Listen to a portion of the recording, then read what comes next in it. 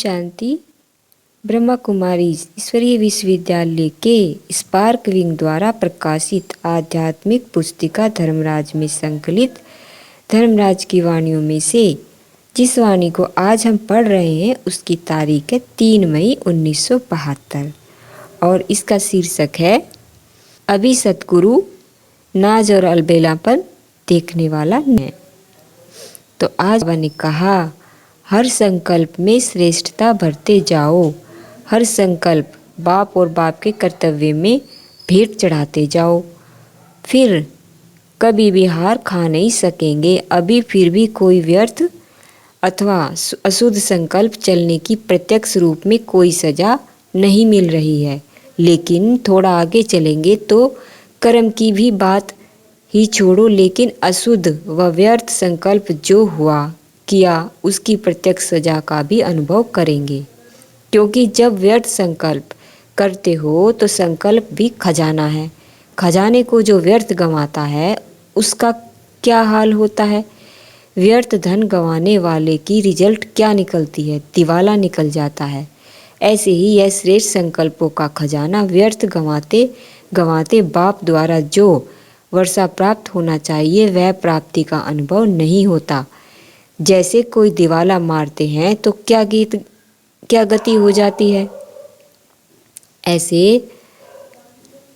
ऐसी स्थिति का अनुभव होगा। इसलिए अभी जो समय चल रहा है वह बहुत सावधानी से चलने का है, क्योंकि अभी यात्री चलते चलते ऊंची मंजिल पर पहुंच गए हैं। तो ऊंच मंजिल पर कदम कदम पर अटेंशन रखने की बहुत आवश्यकता होती है।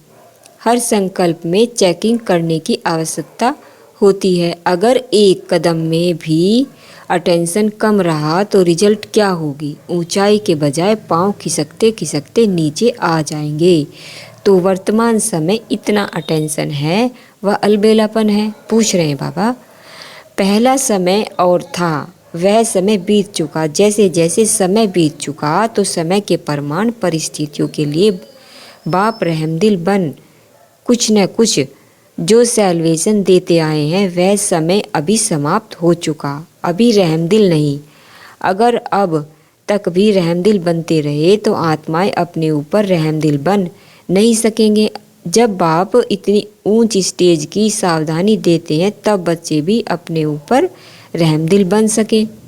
इस कारण अभी यह नहीं समझना कि बाप अभी रहमदिल है, इसलिए जो कुछ भी हो गया तो बाप रहम कर देगा। नहीं, अभी तो एक भूल का 1000 गुना दंड का हिसाब किताब चुकतू करना पड़ेगा। इसलिए अभी जरा भी गफलत करने का समय नहीं है।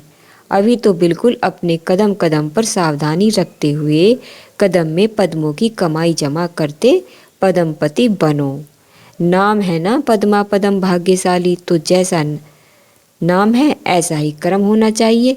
हर कदम में देखो पद्मों की कमाई करते पद्मा पदमपति बने हैं। अगर पदमपति नहीं बने तो पद्मा पदम भाग्यशाली कैसे कहलाएंगे? एक कदम भी पदम की कमाई बिगड़ रह न जाए, ऐसी चेकिंग करते हो वह कई कदम व्यर्थ जाने के बाद होश आता है। इसलिए फिर भी पहले से ही सावधान करते हैं। अंत का स्वरूप शक्तिपन का है। शक्ति का रूप रहमदिल का नहीं होता है। शक्ति का रूप सदैव संहारी रूप दिखाते हैं। तो संहार का समय अब समीप आ रहा है। संहार के समय रहमदिल नहीं बनना होता है। संहार के समय संहारी रूप धारण किया जाता है। इसलिए अभी रहमदिल का पाठ भी समाप्त हुआ। बाप के संबंध से बच्चों का अलबेलापन व नाज सभी देखते हुए आगे बढ़ाया, लेकिन अब किसी भी प्रकार से पावन बनाकर साथ ले जाने का पाठ है। सदगुरु के रूप में जैसे बाप बच्चों के नाज व अलबेलापन देख फिर भी प्यार से समझाते चलाते रहते हैं, वह रूप सदगुरु का नहीं होता। सदगुरु का रूप जैसे सदगुरु है वैसे सत्संकल्प सच बोल सत्कर्म बनाने वाला है। फिर चाहे नॉलेज द्वारा बनावे चाहे सजा द्वारा बनावे, सदगुरु नाज और अलबेलापन देखने वाला नहीं है। इसलिए अब समय और बाप के रूप को जानो। ऐसा ना हो बाप के इस अंतिम स्वरूप को न जानते हुए अपने बचपन के अलबेलेपन में आकर अपने आप को धोखा दे बैठो, इसलिए बहुत सावधान रहना है। अच्छा, ओम शांति।